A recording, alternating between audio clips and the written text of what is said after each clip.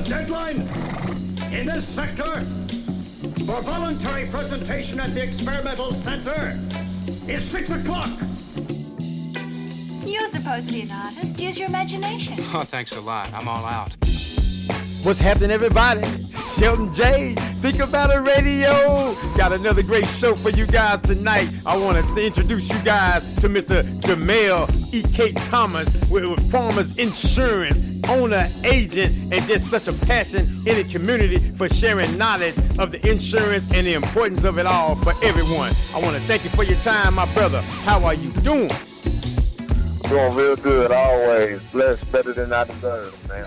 I can dig it. Better than I deserve, man. First of all, I want to thank you so much for your time, for coming on the show. I really appreciate it, man, because I know the information that you have to share is very important and it's very vital. And man, let the people know what you do, how to get a hold of you before we get into the meat and potatoes of this whole thing. Okay, well, first and foremost, I'm Jamel Thomas of the Farmers Insurance Agency. I am the agency owner. I'm a young guy, but I'm real ambitious and real good at what I do. My thing is, here at my agency, we're going to make you smarter here. We're going to protect your pockets and make you have a better life. But at the same time, I do auto, home, life, commercial, and just about any line of insurance that you can think about. I do it. If you need to reach me, you can call me at 936-419-1587. Once again, 936-419-1587. You can call that number or you can text it or you can look me up on Google to type in Jamel from Farmers in Bryan, Texas. You can find me on that way and look me up on Google. I'm probably the only Jamel you'll see at Farmers, so I'm real easy to find. I can dig it, man. I can dig it. Now, we're talking about insurance, right? Yes, sir. The importance of it. You know, we was having a brief conversation before we went on, and you were speaking on the importance of it and really the foundation that pretty much a lot of other stuff is built off of. And I really want you to just kind of expound on that and let the people know and the listeners know, you know, really how valuable insurance is. Well, just kind of starting off with it, insurance is very important. I know some people look at it as the necessary evil, but it's a good thing to have, whether you're looking at it from an auto standpoint or a life standpoint.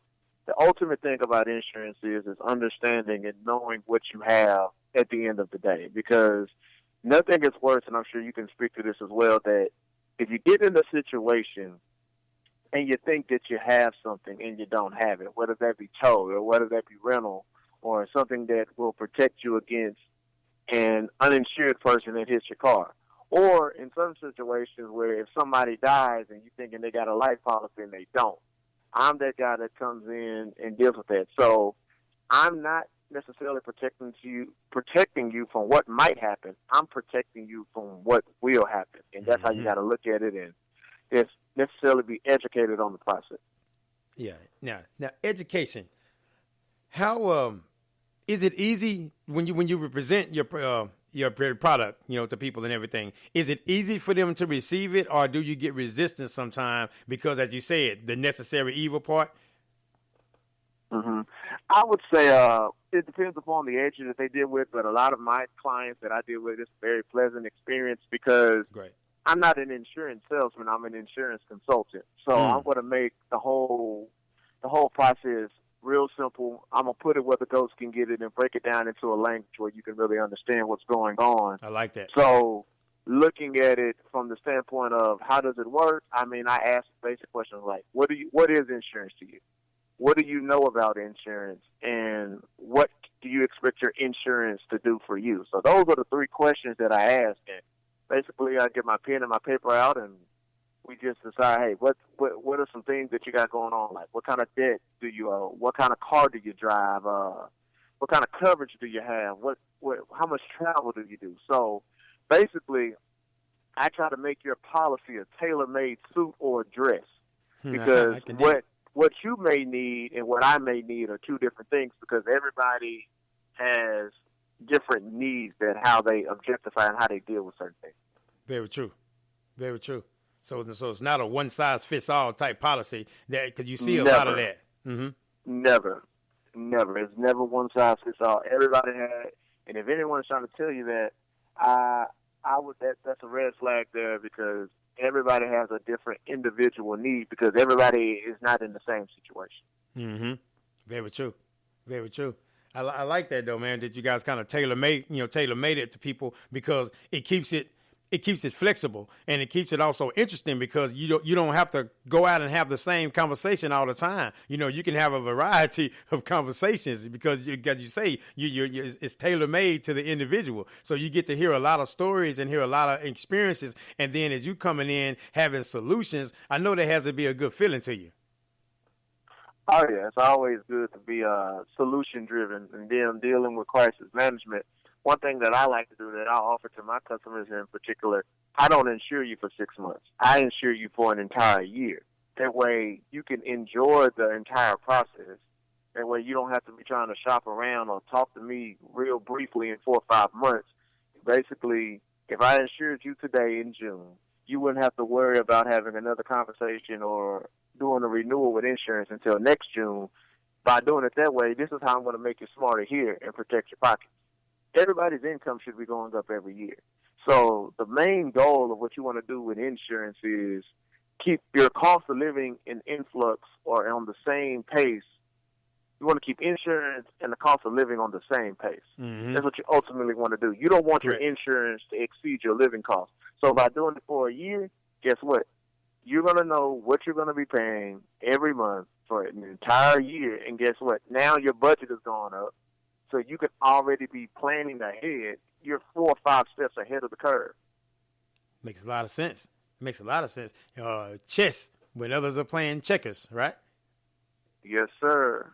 Yeah, be ahead of the game. That makes a lot of sense. And so I think that approach, also adds value to what you do and kind of makes you stand out in the community or just wherever you go. As far as what you're offering, because it seems it's heartfelt. It's not, I'm just out here to make $1. You truly want to make a difference and make them see the importance of a foundation, but you're also giving value to what you're doing and giving them something tangible, and make them feel good about the experience. Oh, yeah. Yeah, a lot of people can't do that, though. Because sometimes when people come with insurance and stuff like that, you feel you're being sold, pressured, so it's not, it's not cut out for everyone. So I commend you, for your efforts, for what you're doing and giving that information to the people, man. I mean, to anyone that you choose to give it to, I really appreciate you doing that because I know sometimes it can come with people already are guarded, and all you're doing is sharing information. Exactly. Mm-hmm. So how do you handle those kind of moments, though? You got to always look at it and have an objection to the no's. So sometimes you deal with people that have a lack of time or no time, no patience, no money, no know-how, so no knowledge. So it's just in this particular field of what I do, and I tell anybody that's trying to get into it, you just got to be persistent. And, a no today could be a yes next week. And it just takes certain situations, it could take somebody, having a friend that has a bad accident and they have a bad insurance experience, and next thing you know, your phone is buzzing because they want to say, hey, man, I really want to look at what I have and make sure I'm good. I need to get with you. Or the worst thing that can happen is you wait till something bad happens, and then with that person, and now you want to come, and it's the same. Yes, now sir. It's like now we're trying to fix things. So it's good to be proactive in this stuff. And what I try to do is give you preventative measures and preventative tips on how to keep certain things from happening. That's good. That's solid. That's solid right there, man. I can't say this enough, though, man. Thank you for what you're doing on that, because being in this business, as far as what you're in, I know the representation of minorities. How do you see that in this particular field? This particular field, in terms of the minority side of the business, for black people, it's not a lot. It's not enough. We're out there, but it's not enough of us. And basically, I would say that going forward, this is a marketplace that has a lot of opportunities for us that we need to get into, get that diversification, whether it be on the insurance or the financial services side of this particular business, and kind of expand. And there's a lot of opportunities in insurance at different agencies of where, if we're supporting one another and allowing another agency to grow, we can start hiring more people, putting more people to work, and paying them not only just a wage, but a living wage where you can enjoy yourself and give people their pride and their dignity back. I like that. Tell you what, if someone wanted to be an agent, say with you, how would they go about doing that? You wanted to become an agent, you need to get appointed with an agency. Or if not before that, you need to go study up and pass the state exam on property and casualty, and then the other exam on life and health. It doesn't matter which way you take it. You can do life and health first, or you can do property and casualty first. But once you get those two licenses, you're well on your way, and you can get appointed with an agency and start selling and start making money doing what you do. And then at the same time, even what I'm trying to look forward to in an agency, if you want to specialize in something and that's your niche and you're really good at life and you don't want to deal with property and casualty, then, we can do that. Okay. But it's all about basically growing and understanding the business. So if you want to focus on property and casualty, that's fine too. Or you want to do commercial, that's fine. It's just as long as you have your license, or if you want to do everything, that's fine with me too. So basically, you control what you make. Okay. Now, is it straight salary? Straight commission, or with a base salary, or how does that work? I would say that it depends on how you started, because some agencies will hire you and they would just make you all commissions, or some agencies will hire you and they will give you like a salary and like a subsidy on top of your commissions until you can really get it going. But in this job field, you're really looking forward to year 2 and year 3 in this business, so that's when you start really seeing it. But you can have an amazing year 1 if you're willing to listen and learn the right way how to write a policy. Okay, that makes sense. That makes a lot of sense. So would it be wise, from your perspective, if someone wanted to get into the business, say a young adult or even an older individual, if they wanted to get in, that they would probably need some reserves and some finances to kind of hold them through until some of the results come in, from some of the fruits of their labor, right? Would you suggest that? Yeah, you would need to have a little bit of a reserve. But you not only just a reserve to live, but you need to have a little bit of a reserve to put into the business. So as you make money, it kind of goes out, but not like that though. You want to be able to advertise yourself, reach out to people, and most importantly, you got to network, and get out there and just talk to the people.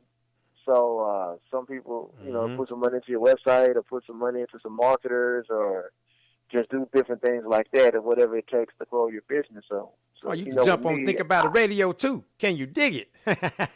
Yes, sir. Doing radio interviews, doing mail outs, or doing events with different people. It's a lot, but it ultimately pays off, and especially when you're helping people put their lives together, it's a very powerful thing. Well, I'm glad that you mentioned events, because hopefully, man, we can do some things, and start getting some events going.